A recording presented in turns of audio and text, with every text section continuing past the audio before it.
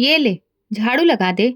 उस समय मैं पूजा कर रही थी जब बहू ने सामने झाड़ू फेंकते हुए कहा।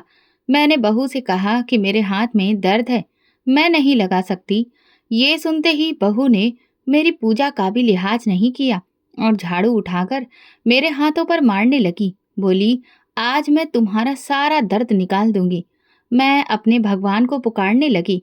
बहू ने मुझे इतना मारा कि मेरी बाईं हड्डी चटक गई और मैं बिलक बिलक कर रोने लगी।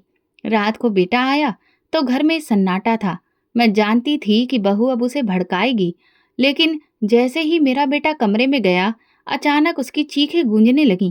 मैं घबराई हुई अंदर गई तो बहू का अंजाम देख, पति के देहांत के बाद मुझे ऐसा लगा जैसे मेरी आत्मा का एक हिस्सा भी मर गया हो।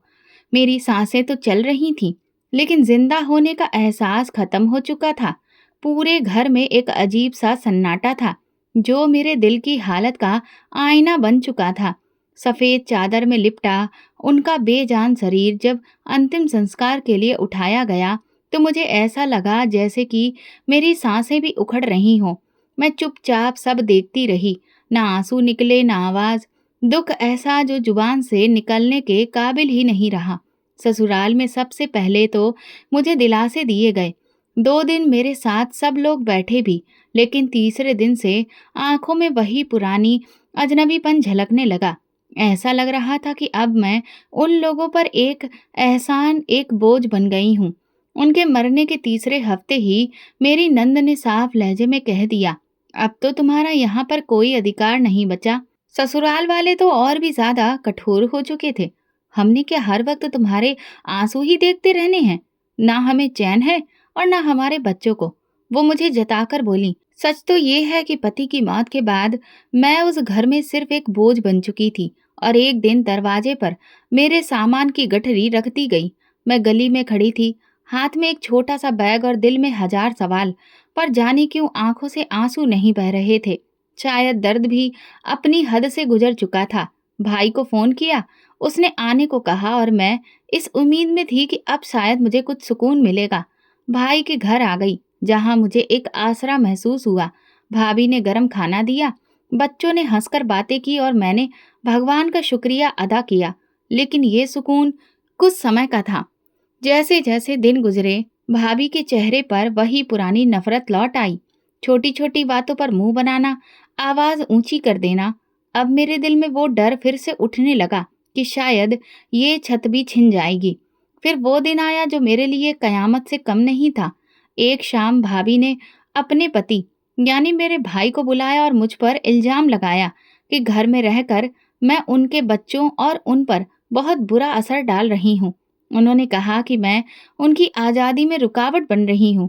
भैया ने बिना कुछ सुने सिर्फ भाभी के शब्दों पर यकीन करते हुए गुस्से में कहा, तुम अब और यहाँ नहीं रह सकती, कल सुबह तक यहाँ से चली जाना। मैंने उन्हें मिनटों तक अपनी सफाई दी, लेकिन सब कुछ बेकार हो गया। उस रात मैंने सोचा, क्या मैं वाकई में इतनी बुरी हूँ कि हर दरवाजा मेरे लिए बंद हो गया है? मेरी गोद में रजत सो रहा था, मेरा इकलौता सहारा, मेरे पति की आखिरी निशानी। दिल कर रहा था कि खुद को खत्म कर लूं, मगर उसे देखकर ये इरादा भी छोड़ दिया। सोचा, अगर मैं ही चली गई तो फिर इस मासूम का क्या होगा? यही बच्चा तो एक है जो मुझे दोबारा जीने की हिम्मत देगा। मैंने अपने आंसू पोंछे और एक नई जिंदगी की तलाश में निकल पड़ी। अपने पास बचे हुए कुछ जेवरों को मैंने एक दुपट्टे में लपेटा और एक जानने वाली के जरिए फैक्ट्री में काम ढूंढा। वहां जूते सिलने का काम मिला। मामूली सी सैलरी, लेकिन 2 वक्त की रोटी का सहारा बन गया था। दिन में काम और रात को रजत की पढ़ाई, और बाकी वक्त बस भगवान की पूजा पाठ करना। जिंदगी मुश्किल जरूर थी, लेकिन हर दिन ये एहसास होता था कि मैं कमजोर नहीं हूँ। मैं एक माँ हूँ जो अपने बच्चे के लिए सब कुछ सह सकती है।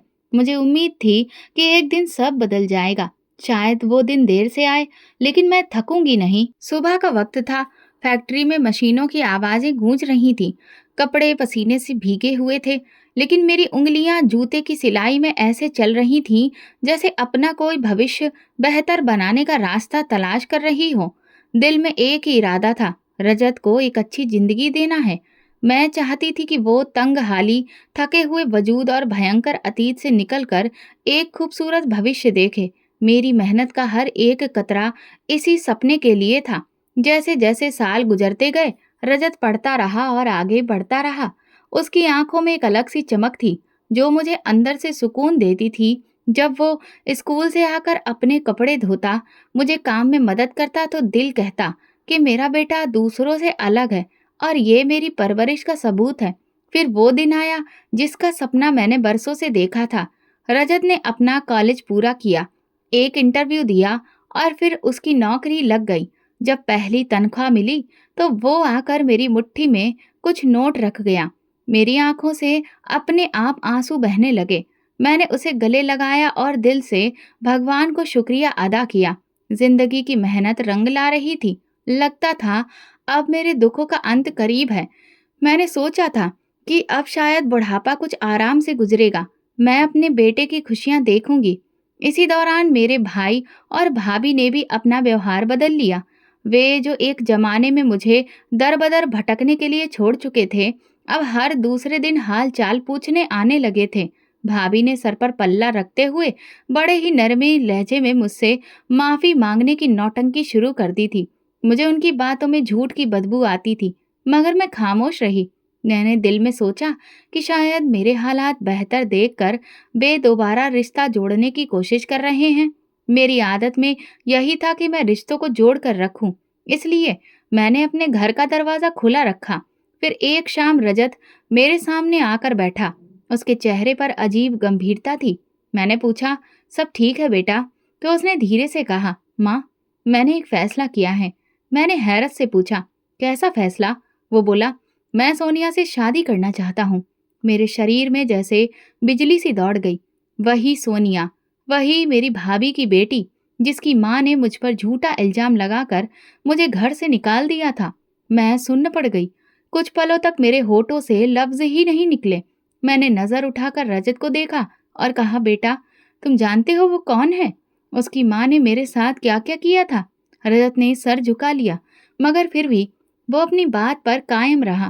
कहने लगा, माँ, पहले जो कुछ भी रहा हो, लेकिन मुझे सोनिया पसंद है। वो अच्छी लड़की है, आप उसे एक मौका तो दीजिए। कई दिन तक बेटे की जिद के आगे मैं उसे समझाती रही, लेकिन वो भी बहुत जिद्दी था। आखिरकार मैंने ही हार मान ली। एक दिन भाई और भाभी को घर बुलाया और फिर दिल पर पत्थर रखकर रिश्ता मांग लिया। ये मेरी जिंदगी का सबसे कड़वा पल था। भाभी के चेहरे पर वही जीत की मुस्कुराहट थी, वही गुरूर, लेकिन मैं चुप रही। रजत की खुशी की खातिर मैंने अपने दुख को निगल लिया। ये एक माँ ही कर सकती है, जो अपनी नफरत भी अपने बच्चों की खुशी पर कुर्बान कर दे। शादी तय हो गई, रस्में हुई और सोनिया मेरी बहू बनकर मेरे घर आ गई। दिल से खुशी का एक कतरा भी नहीं था। हर मुस्कुराहट बस दिखावा थी। मैं जानती थी जो जहर इस रिश्ते में छुपा है वो जल्दी ही असर दिखाएगा। पर मैं माँ थी ना, इसलिए चुप रहने का फैसला किया। मैंने सब कुछ भगवान के हवाले किया और खुद को एक नई परीक्षा के लिए तैयार कर लिया। शादी के शुरुआती दिनों में सब कुछ बहुत खुशहाल था। बहू ने हंसते चेहरे के साथ सबका दिल जीतने की कोशिश की। मेरे सामने नरमी से बात की, मीठे लहजे में बातों की शुरुआत की। मैंने दिल ही दिल में सोचा कि शायद मैं गलत थी। शायद ये लड़की वाकई मेरे बेटे के लिए बेहतर है। मगर माँ का दिल धोखा खा भी ले तो आंखें आखिरकार सच को पहचान ही लेती हैं। और ये सच ज्यादा देर छुपा नहीं रहा। कुछ ही दिनों में सोनिया ने बातों ही बातों में कहना शुरू किया, माँ जी, अब हम दोनों नौकरी करते हैं, इसलिए अपना एक अलग सेटअप होना चाहिए ना। मैं चौंक गई, मगर चुप रही। रजत ने तुरंत इस ख्याल को रद्द कर दिया। अभी ये मुमकिन नहीं है। लेकिन उसके इस जवाब ने सोनिया के दिल में मेरे लिए दुश्मनी भर दी। वो समझ बैठी कि मैं ही उसके रास्ते में रुकावट हूँ। घर में उसके तेवर अब बदलने लगे थे। एक दिन जब मैं चाय बनाने की कोशिश कर रही थी, तो किचन के दरवाजे पर ताला लगा हुआ देखा। हैरानी से मैंने जब रजत से पूछा, तो उसने कंधे उचकाकर कहा, सोनिया ने कहा था कि खाने पीने का हिसाब रखना चाहिए। मैं चुप रह गई, लेकिन मेरे अंदर कुछ टूट गया। वो किचन जहां मैं अपने बेटे के लिए बरसों से खाना बनाती थी, उसकी पसंद की हर चीज बनाती थी, आज वहां जाना भी मेरी मर्जी का नहीं रहा। कुछ ही दिनों में घर के हर कोने में मेरी जगह कम होने लगी। जो पैसे रजत हर महीने लाकर मेरे हाथ में रखता था, अब वो भी बहू के हाथ में जाने लगे। मैं अपनी जरूरतों के लिए अब उसकी मोहताज हो गई थी। एक माँ जिसने अपनी जिंदगी में कभी किसी के सामने हाथ नहीं फैलाए, आज उसे दवाई के लिए भी बहू के सामने नजरें झुकानी पड़ती। वो मुझे ऐसे आदेश देती जैसे मैं कोई काम वाली हूँ। सुबह उठते ही बर्तन धो दीजिए, कपड़े प्रेस कर दीजिए और हाँ, मेरी चप्पल भी साफ कर दीजिए। अगर कभी मैं इनकार कर देती या कोई काम नहीं कर पाती, तो उसकी जुबान से वो जहर फूटता जिसकी कड़वाहट दिन भर मुझे महसूस होती। एक दिन मैंने थकान की हालत में कहा, बेटी, आज मेरी तबीयत कुछ ठीक नहीं है, जरा आराम करना चाहती हूँ। जवाब में उसकी तेज आवाज सुनाई दी, तू किस लिए बैठी है इस घर में? खाने को, रहने को सब कुछ मिल रहा है, अब काम भी नहीं करेगी? ये वो पल था जब मेरी आंखों में आंसू आ गए। मैंने पलट कर कुछ भी नहीं कहा। दिल से दुआ निकली, भगवान, जिसका दिल तूने नरम नहीं किया, उसे अब तू ही समझा। मेरे दिल में हर गुजरते दिन के साथ एक दुख बढ़ता गया। मैंने कभी किसी की बेटी के साथ ऐसा व्यवहार नहीं किया। फिर मेरी बेटी जैसी ये लड़की मुझे इंसान क्यों नहीं समझती थी? रजत मेरी आंखों के सामने था, मगर उसकी नजर अब बंद हो चुकी थी। वो हर बात में अपनी पत्नी की तरफदारी करता। माँ, आप गलत समझ रही हैं। सोनिया थक जाती है, आप समझने की कोशिश करें। मैं खामोशी से सुनती और सोचती, क्या ये मेरा वही बेटा है जो एक वक्त में मेरे बिना सोना भी नहीं चाहता था? आज वो मेरे आंसू भी नहीं देख पा रहा। मैं भगवान से प्रार्थना करती और अपने लिए सब्र मांगती, सुकून की एक सांस मांगती। मुझे दुनिया से शिकायत नहीं थी, बस यही दुख था कि जिस बेटे के लिए मैं दुनिया का हर जख्म हंसकर सहा था, आज वही मेरी तकलीफ समझ नहीं पा रहा था। सोनिया की बातें दिन ब दिन और ज्यादा तीखी होती गईं। कभी वो मुझ पर चोरी का इल्जाम लगाती, कभी मेरी सुस्ती का ताना देती। अगर मेहमान आ जाते तो मुझे कमरे में बंद कर दिया जाता। माँ जी थकी हुई हैं, आराम कर रही हैं। वो सबके सामने झूठी मुस्कान के साथ रहती और अंदर मैं दीवार से लगकर अपनी हिचकियों को रोकने की कोशिश करती। हर दिन मेरी इज्जत कम होती गई और मेरी हैसियत घर के एक बोझ से ज्यादा ना रही। मैं कोने में सिमट गई थी, जहां सिर्फ यादें थीं, खामोशी थी और दिल में जलती हुई चुभन।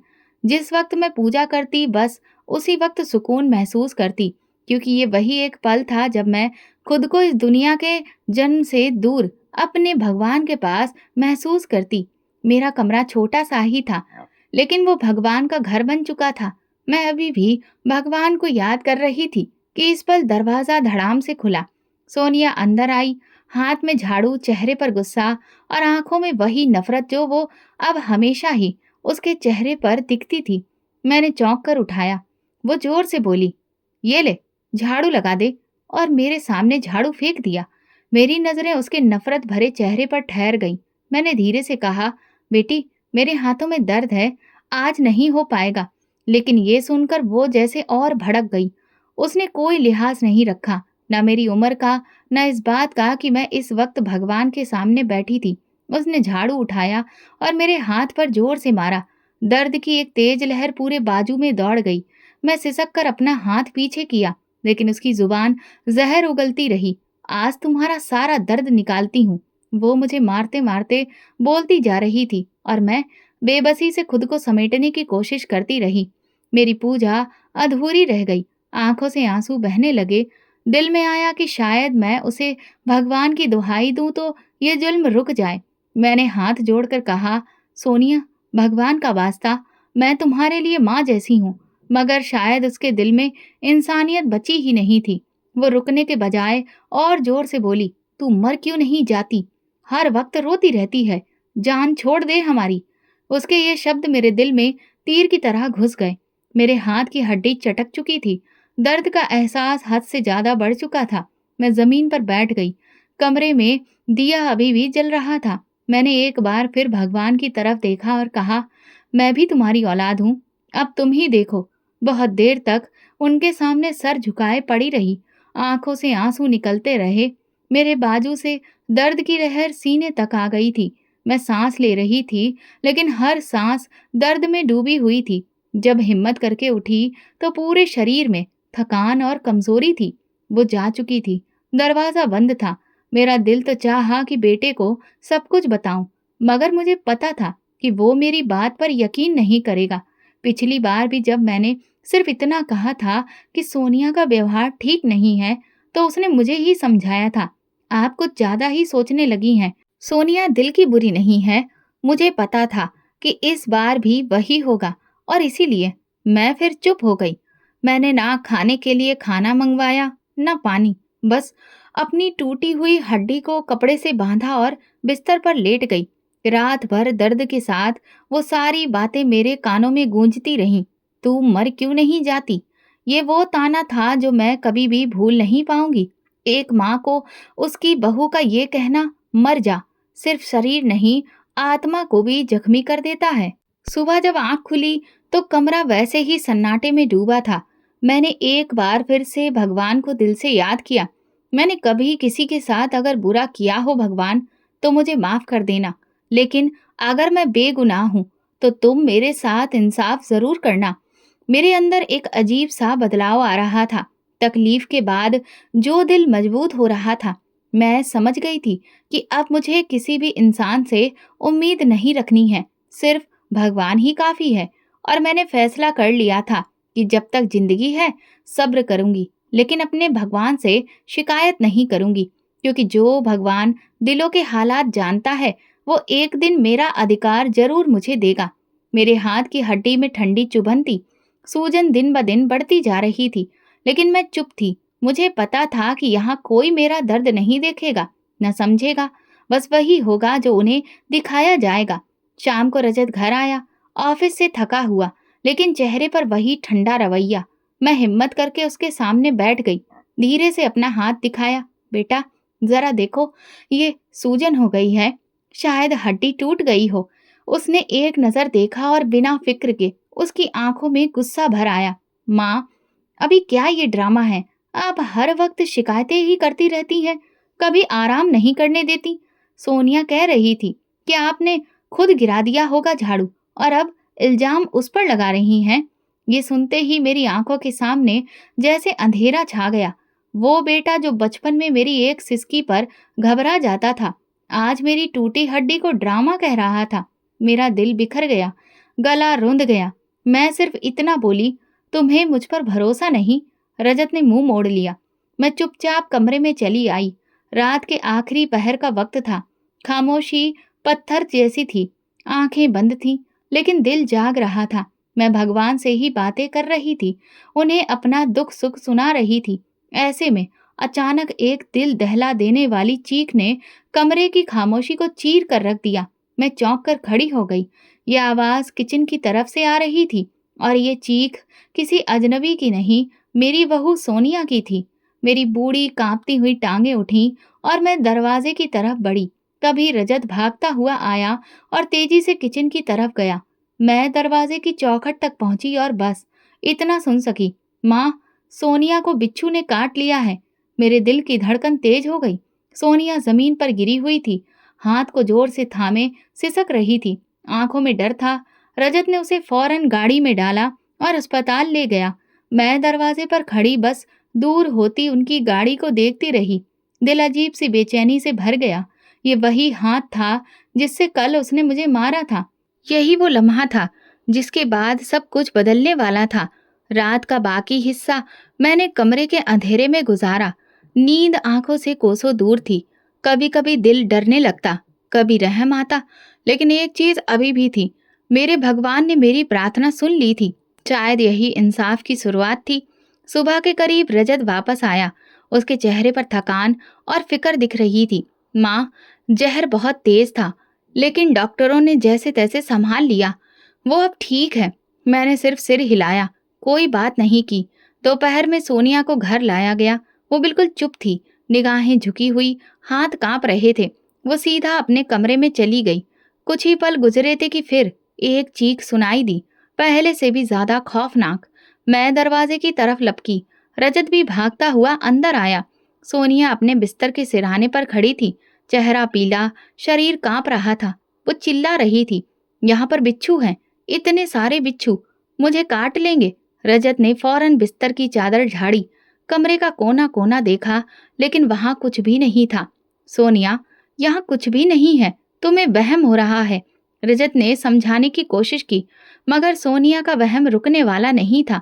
वो दीवार से लगकर हाँफती रही, बार बार कहती रही, वे यहाँ थे, यहाँ बहुत बड़े बड़े बिच्छू हैं। फिर वो अचानक कमरे से बाहर निकली और किचन की तरफ बढ़ी। जैसे ही किचन का दरवाजा खोला, उसने फिर से चीख मारी, यहाँ भी बिच्छू हैं। इस बार रजत का सब्र टूट गया।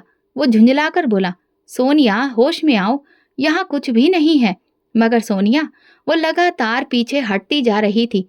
किचन के दरवाजे से दूर दीवार से लगकर जमीन पर बैठ गई और दोनों हाथों से अपना चेहरा छुपा लिया। मैं दरवाजे के पीछे खड़ी सारी बातें सुन रही थी। मेरी आंखों में एक नमी सी आ गई, लेकिन ये आंसू खुशी के नहीं थे। ये एक अजीब सी हैरानी और दुख से भरे थे। क्या इंसान वाकई इतना बेहिस हो सकता है कि जब तक उस पर ना गुजरे वो दूसरों के दुख ना समझे? सोनिया का खौफ अब उसके होश पर कब्जा कर रहा था। वो कमरे में दाखिल नहीं होती थी, किचन की तरफ देखते ही चक्कर खाने लगती थी। हर चीज में उसे बिच्छू नजर आते। रजत ने डॉक्टर से बात की, कुछ दवाइयां लाया, मगर उसका खौफ कम नहीं हुआ।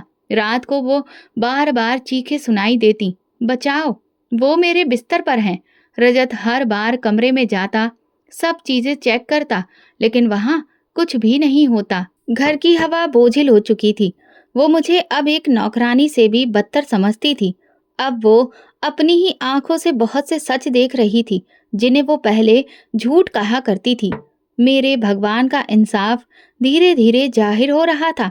सोनिया खौफ के साए में जी रही थी, न सोती थी न खाती थी, बस एक ही बात दोहराती थी, वो आ जाएंगे, वो काटेंगे। और मैं खामोशी से सब देखती, पूजा पाठ करती और बस दिल में कहती, भगवान, तुम तो बहुत बड़े दिल वाले हो, तुम सब देख रहे हो, तुम इंसाफ करोगे।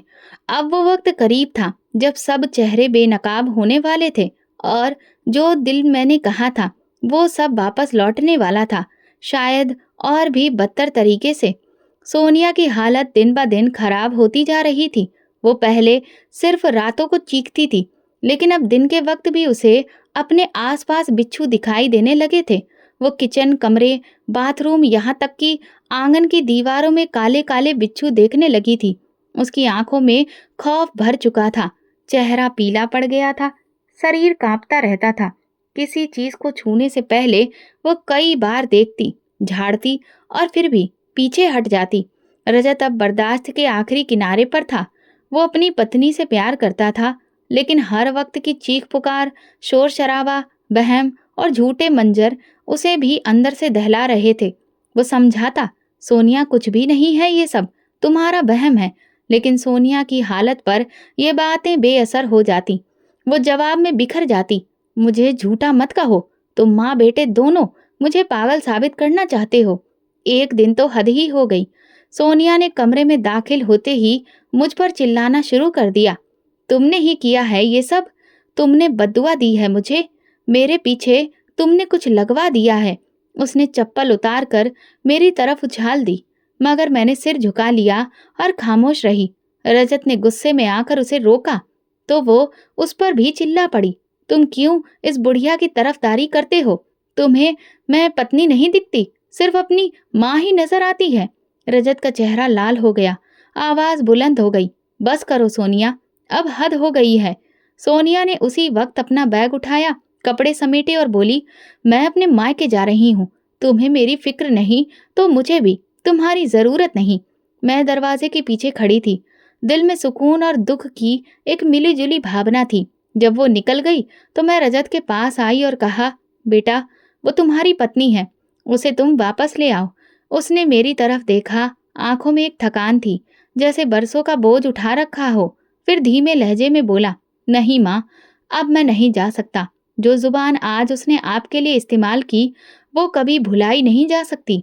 पहली बार रजत ने खुद मेरी आंखों में आंखें डालकर बात की थी। मुझे महसूस हुआ जैसे वो जाग चुका हो, जैसे अब उसने सच देख लिया हो। दूसरी तरफ सोनिया के माँ बाप हैरान थे। वो समझ नहीं पा रहे थे कि अचानक उनकी बेटी को ये क्या हो गया है। जब वो घर पहुंची तो कुछ घंटे के अंदर ही उसने शोर मचाना शुरू कर दिया।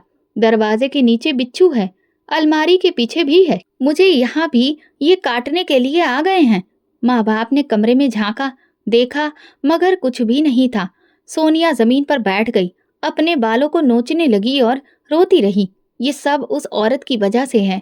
वो मेरे पीछे किसी साय को लगा कर गई है। कभी वो रात को सोते सोते हड़बड़ाकर उठ बैठती, कभी दिन के वक्त दीवारों पर हाथ मारती।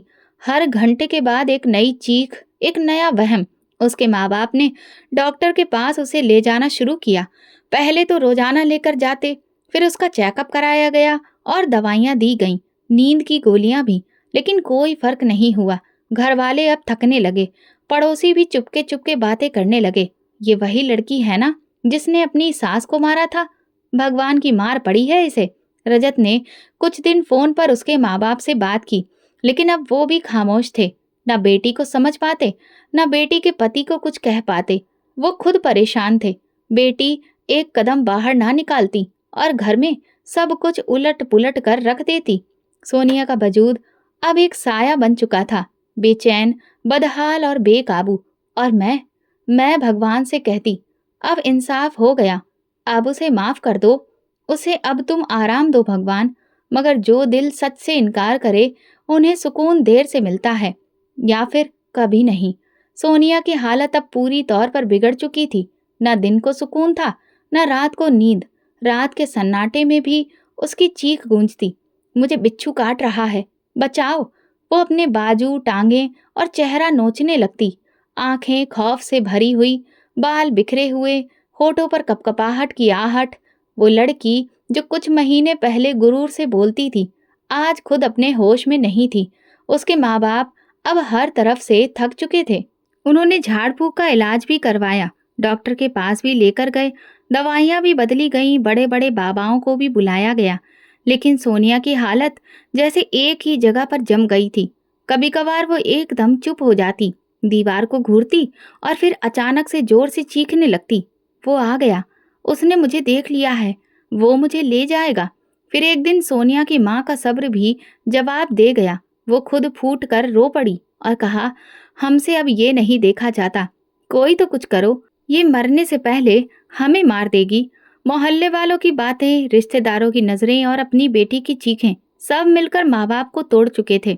तब एक रिश्तेदार ने राय दी, किसी अच्छे दिमाग के डॉक्टर के अस्पताल ले जाओ, शायद वहाँ इलाज मुमकिन हो।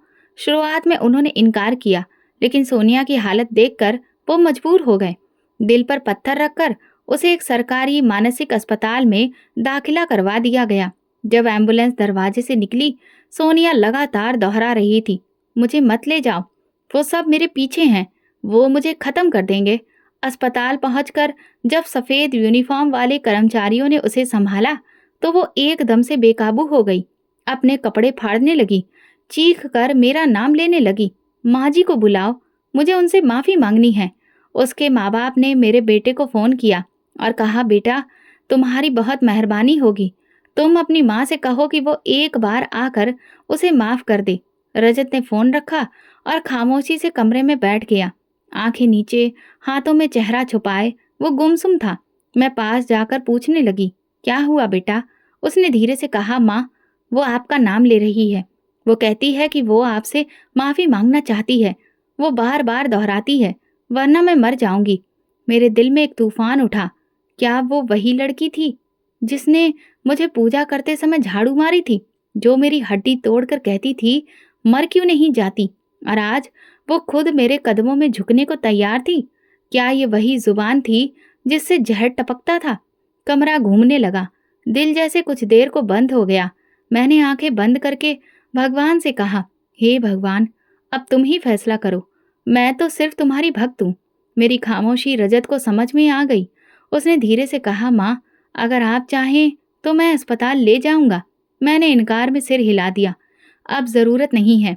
जिस दिल से बद्दुआ निकली वो मान भी जाए तो जख्म फिर भी रह जाते हैं। रजत खामोश हो गया। शायद वो जान चुका था कि वक्त ने उसे वो सब दिखा दिया जो एक माँ बरसों से सहती आई थी। अगले दिन जब सोनिया की हालत और ज्यादा बिगड़ गई, वो अपने बाल नोचने लगी, खुद को जख्मी करने लगी, तो डॉक्टर ने जबरदस्ती उसे दवा दी। उसकी आवाज कमरे में गूंज रही थी, माँ जी मुझे माफ कर दो, मुझे माफ कर दो। उसका बाप दरवाजे पर खड़ा कांप रहा था। माँ दीवार के साथ टेक लगाए रो रही थी और डॉक्टर बेहोशी की दवा का इंजेक्शन लगा रहे थे। मैंने वो सब सुना, सब जाना, लेकिन अंदर का सुकून अजीब सा था। एक माँ थी जो बेटे के लिए सब सह गई, जिसे बार बार रौंद कर चुप रहने का आदेश मिला और जिसकी खामोशी आखिरकार भगवान की अदालत में गूंज बन गई थी। सोनिया का हिसाब शुरू हो चुका था। ये सजा किसी इंसान ने नहीं, खुद वक्त ने लिखी थी। मेरे दिल में कोई बदला नहीं था, लेकिन एक सुकून जरूर था कि भगवान इंसाफ करता है और देर से ही सही, लेकिन पूरा करता है। उसी दिन की सुबह आम दिनों से कुछ अलग नहीं थी, मगर मेरे दिल में एक बेचैनी सी थी। मैं रोजाना की तरह पूजा कर रही थी, तभी दरवाजे पर दस्तक हुई। दरवाजा खोला तो सामने भाई और भाभी खड़े थे। उनके चेहरे इतने उतरे हुए थे कि मुझे एक पल को यकीन नहीं आया कि ये वही लोग हैं जिन्होंने बरसों पहले मुझे एक झूठे इल्जाम पर घर से निकाल दिया था। भाई के हाथ में छोटा सा थैला था, जैसे कि कोई मुसाफिर किसी दरवाजे पर आसरा मांगने आया हो। मैं अभी कुछ कहती इससे पहले भाभी मेरे कदमों में झुक गईं। वो कांपते हुए लहजे में बोली, बस एक बार माफ कर दो, भगवान के लिए मुझे माफ कर दो। मैं पत्थर की तरह खड़ी हो गई। मेरी जिंदगी के सबसे कठिन पलों में जिस औरत ने मेरा सहारा छीना, आज वही मेरे कदमों में थी। मैं कुछ बोल ना सकी, सिर्फ उसे देखती रही। उसकी आंखों से बहते हुए आंसू, कपकपाते हाथ और चेहरे पर शर्मिंदगी ने मुझे कई साल पीछे ले जाकर खड़ा कर दिया। भाई आगे बढ़े, उनकी आंखें भीगी थीं, आवाज भरी हुई थी। मेरी बहन, मुझे माफ कर दो, मैंने तुम पर भरोसा नहीं कर पाया। मैंने अपनी आंखों से सच देखने से इनकार किया। सोनिया की हालत देखकर अब सब कुछ साफ हो चुका है। वो जो कुछ भी सह रही है, वो सब बद्दुआ का असर है, तुम्हारी आह का असर है। मेरा दिल एक लम्हे को रुक सा गया। बरसों से अंदर दबी हुई घुटन जैसे जुबान पर आना चाहती थी, लेकिन मैंने खुद को रोक लिया। मैं चाहती तो चिल्ला चिल्ला कर कहती, अब आए हो मुझसे माफी मांगने? जब सब कुछ छिन गया तब तुम्हें मेरी सच्चाई याद आई, लेकिन मैं चुप रही। मेरी माँ ने सिखाया था, सच बोलकर नहीं, सच सहकर जीता जाता है। भाभी रोती रही, बार बार दोहराती रही, मैंने ही तुम पर झूठा इल्जाम लगाया था। मुझे लगा तुम घर में ज्यादा वक्त गुजार रही हो। भाई भी तुम्हारा तुम्हें ज्यादा अहमियत दे रहा है। मेरे घमंड ने मेरी अकल पर पर्दा डाल दिया था। मैंने अपनी बेटी को तुम्हारी बहू बनाकर बदला लेना चाहा, लेकिन आज अपनी बेटी की हालत देखकर एहसास हुआ कि जिसके लिए मैंने ये सब किया, वही इस जुल्म का शिकार बन गई। उसके शब्द मेरे दिल को छू रहे थे, लेकिन जख्म बहुत पुराने थे। हर शब्द पुरानी यादों की परतें खोल रहा था। वो शाम जब भाई ने मुझे धक्के देकर निकाला, वो रात जब मैं रजत को सीने से लगाकर रोई थी, वो दिन जब फैक्ट्री में खून पसीने से बेटे की फीस जमा की थी। भाई ने एक और कदम आगे बढ़ाया, मेरे कंधे पर हाथ रखा और कहा, दुनिया का बदला दुनिया में ही मिलता है। मैंने आज अपनी बेटी को बिखरते देखा और मुझे समझ आ गया कि जो तुम्हारे साथ हुआ वो सिर्फ ज्यादती नहीं थी, वो एक बहुत बड़ी नाइंसाफी थी। मुझे शर्मिंदगी है कि मैं अपनी बहन को पहचान ही नहीं पाया। मैंने आंखें बंद की और दिल में भगवान को धन्यवाद कहा। वो भगवान जो खामोशी से सब देखता है, जो देर से ही सही लेकिन सच्चाई को सामने लाता है। मैंने दोनों को बैठने को कहा, पानी दिया और धीमे लहजे में सिर्फ इतना कहा, माफी मांगने से पहले अगर दिल में पश्चाताप हो तो भगवान भी माफ कर देता है। मैं तुम दोनों को दिल से माफ करती हूँ। मेरे शब्द सुनकर भाभी फूट फूट कर रोने लगी। बोली, काश ये सच पहले समझ में आ जाता तो आज ये दिन ना देखना पड़ता।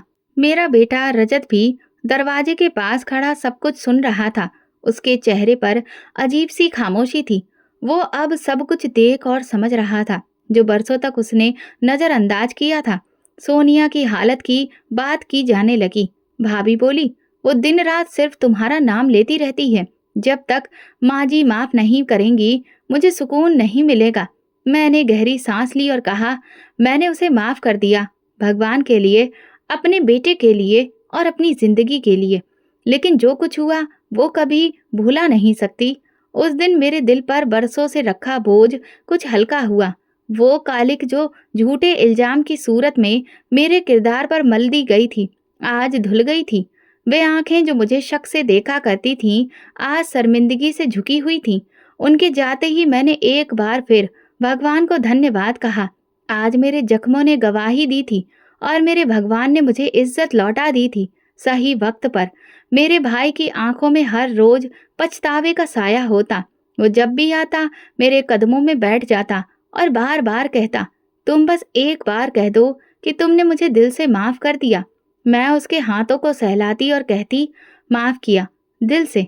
मगर सच ये है कि कुछ जख्म माफ तो हो जाते हैं, पर कभी बदलते नहीं। भाभी भी हर मुलाकात पर रोती। वो अपने किए पर शर्मिंदा थी और उनकी जुबान पर हर वक्त सिर्फ एक बात होती, अगर मैं झूठ ना बोली होती तो आज ये दिन न देखने को मिलता। लेकिन कहते हैं ना, जो बोया जाता है वही काटा जाता है। उसी शाम जब सब कुछ सही लगने लगा था, रजत के फोन पर कॉल आई। दूसरी तरफ सोनिया की माँ थी। उनकी आवाज कांप रही थी। बेटा, सोनिया नहीं रही। रजत के हाथ से फोन छूटते छूटते बचा। चेहरा पीला पड़ गया और वो एकदम से जमीन पर बैठ गया। मैं घबराकर उसके पास गई, पूछा, क्या हुआ? वो मेरे कदमों में सिर रखकर फूट फूट कर रोने लगा। मेरी आंखें खुली की खुली रह गईं। जिस लड़की की बदतमीजी, तीखी जुबान और जुल्म ने मुझे तोड़ दिया था, वो अब दुनिया में नहीं रही थी। कुछ देर बाद रजत को संभाल कर मैंने कमरे का दरवाजा बंद किया और हाथ जोड़कर भगवान से कहा, हे भगवान, अगर मेरी आह से कुछ हुआ है तो तुम मुझे माफ कर दो। मैंने तो उसके लिए भी दिल से माफी मांगी थी। अगले दिन मोहल्ले में एक ही बात गूंज रही थी, ये उस जुल्म का अंजाम है जो उसने अपनी सास के साथ किया था। लोग आते, दुख जताते, मगर साथ में ये भी कहते, भगवान का इंसाफ भी बहुत निराला है, जो करते हो वही लौट कर आता है। मैं सब सुनती रही, कुछ ना बोली। दिल में सुकून भी था और एक अजीब सी खलिश भी। मैं सोनिया की मौत पर आंसू सिर्फ इसलिए बहा पाई क्योंकि वो मेरी बहू ही नहीं, एक माँ की बेटी थी, एक औरत थी जो शायद वक्त पर समझ नहीं सकी। रजत कुछ दिनों तक चुप रहा। उसकी आंखों में पछतावे की गहराई थी। वो बार बार आकर कहता, माँ, मैंने आपकी बात नहीं मानी, आपके दर्द को नजरअंदाज किया, आपसे नजरें चुराकर पत्नी के शब्दों पर यकीन किया।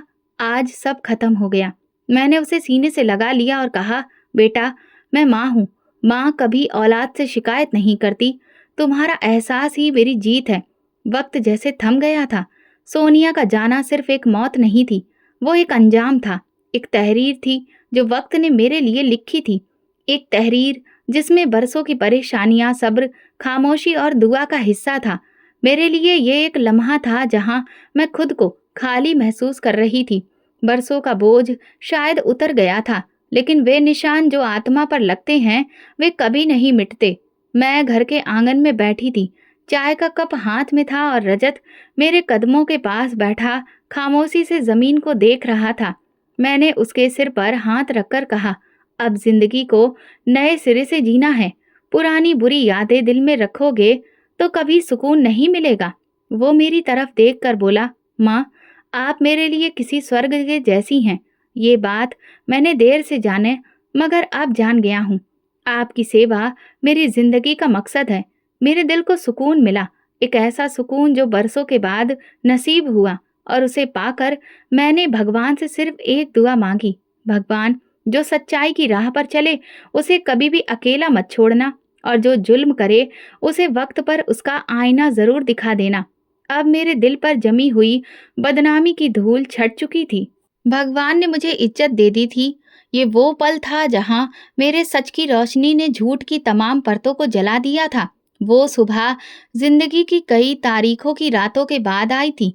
कमरे में खामोशी थी। रजत मेरे सामने बैठा था और उसकी आंखों में बरसों की नमी छलक रही थी। वो मेरी तरफ देख रहा था, जैसे कुछ कहने की हिम्मत जुटा रहा हो।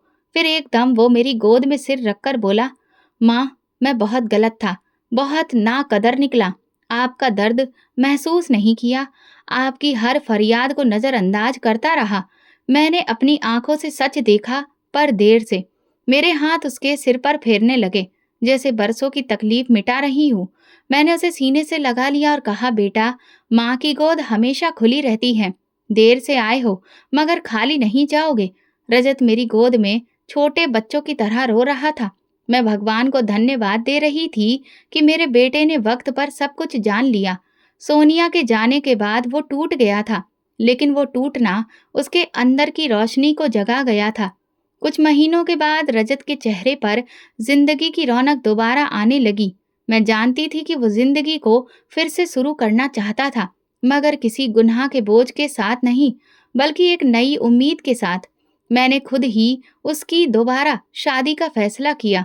मैंने रजत से कहा, बेटा, अगर इंसान को दूसरी बार मौका मिले तो उसमें पहला सबक जरूर शामिल होना चाहिए।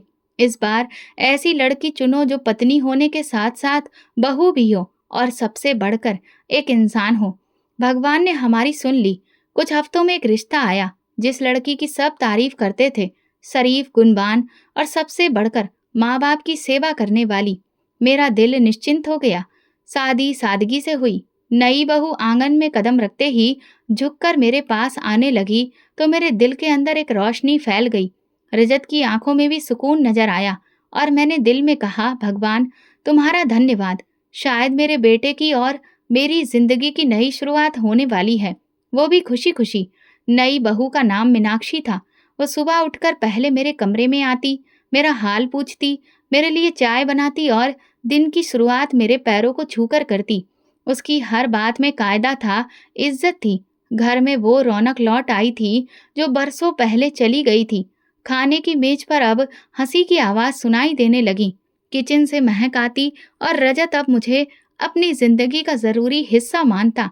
वो शाम को ऑफिस से आता, मेरे कमरे में बैठकर हाल पूछता और कहता, माँ, आज जो सुकून है वो शायद कभी नहीं था। जिंदगी जैसे अपनी असली हालत में लौट आई थी। लेकिन कुछ रातें ऐसी भी आती जब खामोशी दिल को घेर लेती, जब सब सो रहे होते और मैं अकेली बैठकर अतीत की परछाइयों को देखती। वो पल जब सोनिया ने मुझे पूजा करते समय झाड़ू मारी थी, जब रजत ने मेरे सूजे हुए हाथ को ड्रामा कहा था, जब मैं दरवाजे के पीछे छुपकर रोती थी। वो सब यादें आज भी मेरे साथ चलती हैं। फिर मैं खुद को समझाती कि वो सब एक गुजरा हुआ कल है और आज के लिए भगवान को धन्यवाद देती, जिन्होंने इंसाफ किया, सुकून दिया और मेरा बेटा मुझे लौटा दिया। लेकिन दिल है कि अभी भी वो सब याद करता रहता है। मैंने मीनाक्षी को कभी वो सब नहीं बताया। उसकी मोहब्बत में मुझे कोई शक नहीं था और मैं नहीं चाहती थी कि मेरे जख्म उसकी खुशियों पर साया डालें। बस कभी कभार जब वो मेरे घुटनों पर मालिश करती तो मैं उसका हाथ थाम लेती। मेरे घर में खुशियां वापस लौट आई थीं। रजत भी बदल चुका था। वो अब हर वक्त मेरे आसपास रहता, मेरी तबीयत का ख्याल रखता, मेरी इच्छा का मान रखता। कभी जब मैं थक जाती तो धीरे से कहता, माँ, अब मेरा सब कुछ आपके आसपास ही घूमता है। ये सुनकर मेरी आंखें नम हो जाती। आज मेरी जिंदगी में वो सुकून था जिसकी तलाश मैंने पूरी उम्र की थी। मैंने सब्र रखा था और उसका नतीजा ये था कि आज मेरा बेटा बदल चुका है। आज वो दूसरों पर यकीन करने की जगह अपनी माँ की बात को सुनता है और मेरे आदेश को मानता है। वो मेरी कुर्बानियों को सिर्फ मेरा फर्ज नहीं समझता, बल्कि शुक्रिया के आंसू भी लाता है। वो सोनिया, जो एक जमाने में मेरे लिए तकलीफ का दूसरा नाम थी, अब उसका अंजाम दुनिया के सामने आया। मोहल्ले की औरतें जब मेरे घर आती तो सर झुकाकर कहती, दीदी, आपने जो सहा, अगर कोई और होता तो मर जाता। आपके सब्र ने आपको बचा लिया और उसका अंजाम सबके लिए सबक बन गया। मैं सिर्फ मुस्कुरा देती और दिल ही दिल में कहती कि सबक सिर्फ उसे नहीं, मुझे भी मिला। भगवान पर भरोसा रखने का, खामोशी से सब कुछ सहने का और माफ कर देने का। मेरी नई बहू मीनाक्षी आज मेरे साथ साए की तरह घुली हुई थी। वो मेरा हर काम खुद करती। मेरा बेटा हर रोज मुझे एहसास दिलाता कि अब वो अपनी माँ को पहचान चुका है और मुझे मेरे अतीत से दूर करने की कोशिश करता है, लेकिन कुछ जख्म ऐसे होते हैं जो भर तो जाते हैं पर निशान छोड़ जाते हैं। मैं उन औरतों के लिए प्रार्थना करती हूँ जो आज भी मेरी तरह ऐसे हालातों से लड़ रही हैं, जो खामोश हैं मगर अंदर से चीख रही हैं। मेरी भगवान से गुजारिश है कि किसी भी बेटी, माँ या किसी बहन को बहुत दुख ना दे जो मैंने सहे हैं। किसी को उसकी इज्जत के लिए लड़ना ना पड़े, किसी का सब्र उसकी मुश्किलें ना बने। जुल्म करने वाले को समझा दे और लाचार को हिम्मत दे। मुझे मेरी इज्जत वापस मिल गई थी, लेकिन हर औरत इतनी खुश नसीब नहीं होती है। लेकिन ये सब सिर्फ और सिर्फ मेरे भगवान का ही रहम था, जो उन्होंने मुझे आज सब कुछ लौटा दिया और मैं मरते दम तक उनकी शुक्रगुजार रहूंगी। तो दोस्तों, अगर आपको हमारी कहानी पसंद आई हो तो कमेंट करके ज़रूर बताइए। वीडियो को लाइक करिए और ज़्यादा से ज़्यादा शेयर करें। अगर आप चैनल पर नए हैं तो सब्सक्राइब ज़रूर करें और नोटिफिकेशन बेल दबाएं ताकि अगली अपडेट सबसे पहले आपको मिले। धन्यवाद।